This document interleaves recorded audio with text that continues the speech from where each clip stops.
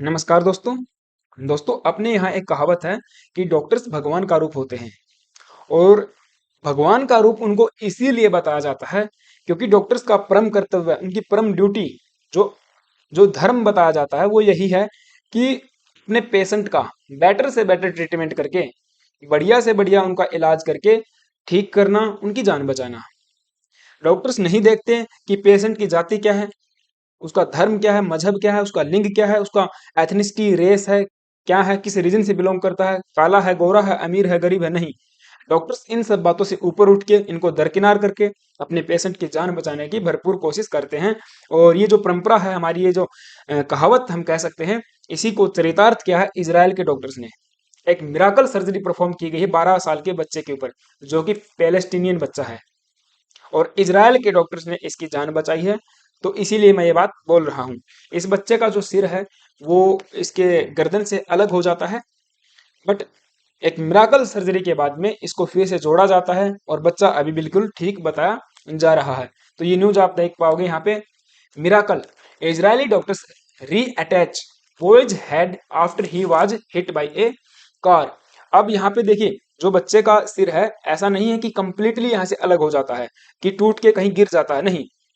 ये इंटरनली अलग होता है, इंटरनली डिसेपिटेशन इसको बोला जाता है।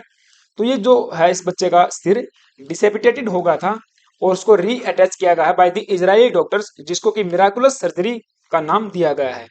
तो आज के लेक्चर में हम लोग डिटेल से डिस्कस करेंगे कि मामला एक्चुअल में है क्या और किस प्रकार से ये सर्जरी परफॉर्म की गई है। और कुछ यहाँ पे मेडिकल या फिर मैं कहूँ साइंटिफिक टर्म्स हैं, जैसे कि इंटरनल डिसेप्टेशन, उसके बारे में जानेंगे। तो सारी बातें डिटेल से डिस्कस करेंगे। बट आगे बढ़ने से पहले आप सभी से छोटी सी रिक्वेस्ट है, प्लीज अगर आप चैनल पे नए आए हो तो एक सब्सक्राइब जरूर कर लेना और बेल आइकन को हिट कर देना। नाउ, तो जैसा कि मैंने बताया, एक 12 साल का पैलेस्टीनियन बच्चा था। ये अपनी बाइक से, मीन साइकिल से खेल रहा था। एक कार जो है कि इसको हिट कर देती है। एक्सीडेंट में जो इसका सिर है बच्चे का, वो गर्दन से अलग हो जाता है। अब गर्दन से अलग होने का मतलब है इंटरनल डिसेप्टेशन होना, इंटरनली ही वो टूट जाता है। ठीक है, गर्दन जो है हमारी उससे अलग हो जाता है। तो उसको फिर सर्जरी यहाँ पे की जाती है डॉक्टर्स के द्वारा, और ये सर्जरी बिल्कुल सक्सेसफुल रहती है और बच्चा अभी के लिए ठीक है। तो सुलेमान हसन बच्चे का नाम बताया जाता है। And he was suffered an internal decapitation. तो मैंने बताया ना, इंटरनल, आंतरिक रूप से, अंदरूनी रूप से डिसेपिटेट होना, स्कल का, स्कल जो है कि यहाँ पे डिटैच हो जाती है from the top vertebra of his spinal cord, accident के बाद में। Now this condition is scientifically known as bilateral atlanto occipital joint dislocation. अब देखिए यहाँ पे एक शब्द है बाइलेटरल, फिर है atlanto and the occipital joint dislocation. तो इसको थोड़ा सा जानने की कोशिश करते हैं। देखिए, जो हमारा स्कल है, जो हमारी खोपड़ी है, अब खोपड़ी के अंदर आपको पता है टोटल 8 हड्डियां पाई जाती हैं, जैसा कि हम लोग बायोलॉजी के अंदर पढ़ते हैं। इन 8 हड्डियों को मिला के बोला जाता है क्रेनियल बोन्स। ठीक है, ये याद रखना, क्रेनियल बोन्स इनको बोला जाता है। और ये टोटल 8 हड्डियां होती हैं हमारे शरीर के अंदर। जैसे कि जो आंख के अंदर ये अंदरूनी हड्डी होती है, इसको एथिमोइड बोला जाता है।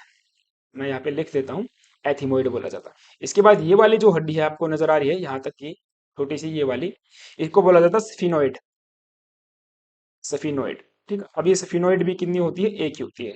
अब जो आगे आगे वाली है, माथे की जो हड्डी है, फोर हेड की, इसको बोला जाता है frontal, that is the frontal.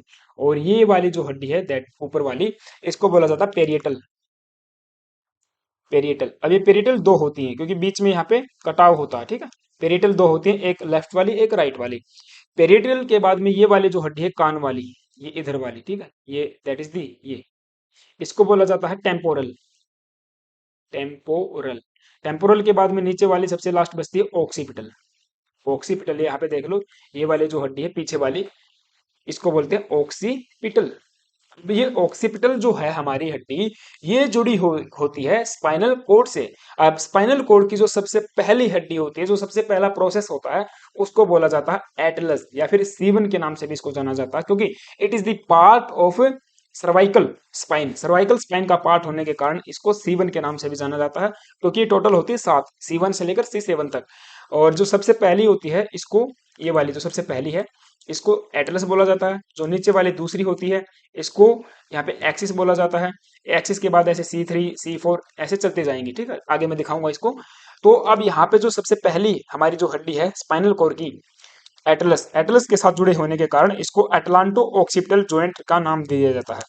अब बाइलेटरल इसीलिए बोला गया क्योंकि दो जगह पे है, ये जो जोड़ है आप देख पाओगे दो जगह पे है, that's why it is known as bilateral atlanto occipital joint. अब ये अगर हट जाएगा, टूट जाएगा, तो उसको बोलते हैं डिसलोकेशन, राइट। आई होप कि आप ये टर्म समझ पाए होंगे। तो इस प्रकार से हमारी जो स्केल है क्रेनियल स्पाइन के अगर आप देखोगे इससे जुड़ी हुई होती है। अब यहाँ से बच्चे की अलग हो जाती है, तो अगर यहाँ से अलग हो जाएगी तो भाई कंप्लीटली अलग ही होती है ना, ठीक है। मेन लोकेशन हमारा जो मेन जॉइंट है वो यही होता है, जिसकी वजह से हम लोग गर्दन को घुमा पाते हैं और जो भी एक्टिविटी है वो कर पाते हैं।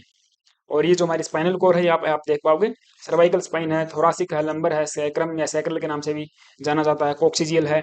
कोक्सीजियल जो होती है टेल की हड्डी होती है, ठीक, ये होती है हमारी 7, ये होती है 7। इसके बाद ये 12 होती हैं। लंबर भी यहाँ पे 5 होती हैं। सैक्रम या सैक्रल 5 होती हैं एंड कोक्सीजियल 1 होती है। तो इस प्रकार से थोड़ा सा एटोनॉमी होती है। अब जब बच्चे का एक्सीडेंट हुआ तो उसको एयरलिफ्ट करके दास मेडिकल सेंटर, जो कि यहाँ पे आप देख पाओगे इजराइल के अंदर है, इसको लेके जाया जाता है एयरलिफ्ट करके, ठीक है। और यहाँ पे फिर उसके ऊपर सर्जरी की जाती है। डॉक्टर जो यहाँ पे बताए जाते हैं, डॉक्टर ओहाट सबसे मेन मुख्य सर्जन यहाँ पे बताए जाते हैं, जो कि ऑर्थोपेडिक सर्जन है। ऑर्थोपेडिक यानी कि हड्डियों वाले सर्जन। अब इन्होंने बताया कि बहुत सारे घंटों के बाद में, सेवरल हावर्स के बाद में हमने सक्सेसफुली इस काम को अंजाम दिया और न्यू प्लेट्स एंड फिक्सेशन के बाद में बच्चे को ठीक किया जाता है इन द डैमेज्ड एरिया। अब यहाँ पे डॉक्टर्स ने एक इंटरव्यू में ये भी बताया कि देखिए ऐसा नहीं है कि यह काम बहुत आसान था, हमारी जो एबिलिटी है to save the child was thanks to our knowledge and the most innovative technology. बिल्कुल सही बात इन्होंने कही है।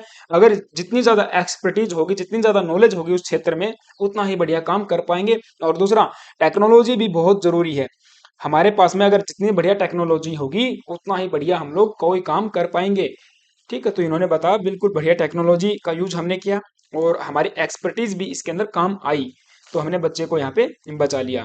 Now the surgeon also believe that this recovery was no less than a miracle. तो इस प्रकार से आप देखोगे ये जो रिकवरी हुई है बच्चे की, मिराकल से कम नहीं है, क्योंकि 50% ही चांस थे कि वो सर्वाइव कर पाए। और ये जो सर्जरी है पिछले महीने परफॉर्म की गई थी, इसके बारे में ज़्यादा डिटेल्स पहले बाहर नहीं आई थी, लेकिन बाद में जब ये सक्सेसफुल हो जाती है, इसके बाद में इसके ऊपर भर भर के इंटरव्यूज होते हैं, भर भर के इसको मीडिया हाउसेज के द्वारा कवर किया जाता है। Now Hasan was recently discharged, उसके ऊपर कंटिन्यूस मॉनिटरिंग की जाएगी कि भाई बच्चा बिल्कुल ठीक है नहीं है, किस प्रकार से वो चल पा रहा है। बट इनफैक्ट अगर आप देखोगे कोई भी उस बच्चे को न्यूरोलॉजिकल डेफिशिएंसी नहीं हुई है, या फिर सेंसरी और मोटर नर्व्स में भी कोई भी डिसफंक्शन नहीं हुआ, क्योंकि आप देखोगे जो हमारी स्कल है उसी के ऊपर जो ब्रेन में न्यूरॉन्स जो होती है, न्यूरो नर्व सिस्टम, उसी से सारा का सारा एक्टिविटी चलती है। आपको पता है स्पाइनल कोड के थ्रू होती हुई सब चीजें जाती हैं, और ये यही सबसे मेन यहाँ पे बताई जाती है।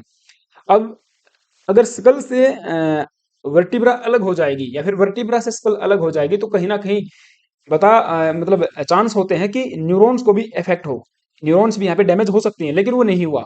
ये बहुत बड़ी मिराकल एक प्रकार से और बताया जाता है कि कोई भी सेंसरी या फिर मोटर नर्व्स में डिसफंक्शन नहीं हुआ है, बिना किसी ऐड के, बिना किसी सहायता के बच्चा चल पा रहा है एंड नॉर्मली फंक्शन कर पा रहा है। सो दैट ये कोई छोटी मोटी बात नहीं है, ऐसा डॉक्टर्स ने बताया है। और उनके पिताजी हैं जो बच्चे के, उन्होंने भी पूरी टीम का यहाँ पे धन्यवाद किया, और ये सब बातें हैं।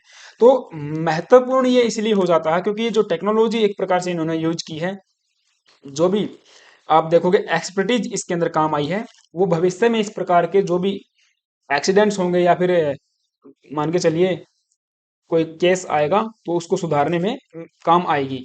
और इस चीज को यहाँ पे टेक्नोलॉजी को और भी ट्रांसफर किया जा सकता है दूसरे डॉक्टर्स के साथ में, तो कहीं ना कहीं मानवता के लिए बहुत अच्छी बात हम कह सकते हैं, ठीक है।